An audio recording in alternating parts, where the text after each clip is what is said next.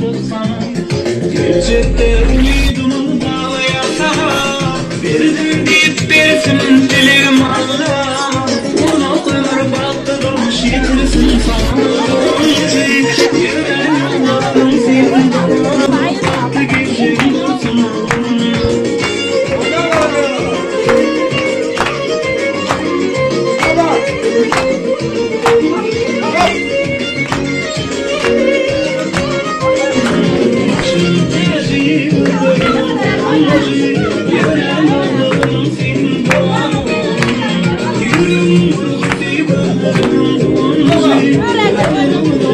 geçim olsun.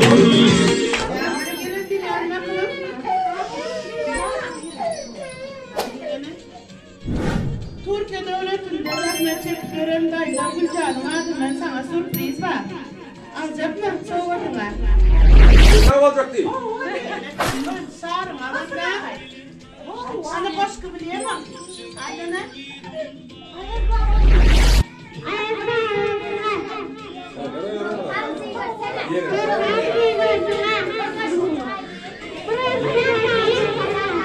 Ayazar var yok yine.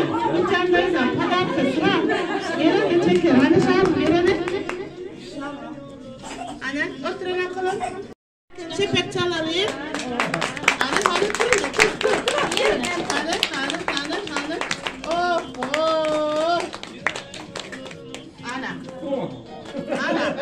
Hani suratından bir selindi gel. İçeride dur. Evet zaten suratından. Dayzama şuna benim dayza sağ olun diyelim. Sağ olun. Dayza sağ olun de. Sen dayza sağ olun. Sağ olun de. Elin ağabey. Sağ olun işlem de.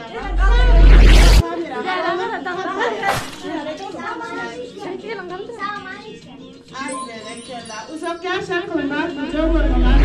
Yetişmez. Ne şöyle o suratından.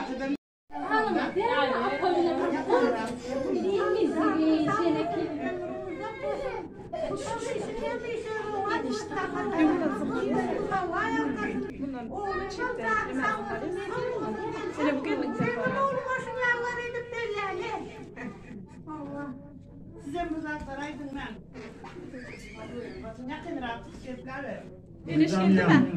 Yaşın uzak olsun, görcün olursun, nesip olsun.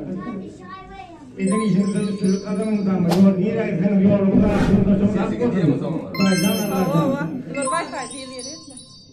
Bir boş kalmaydın. Geçin.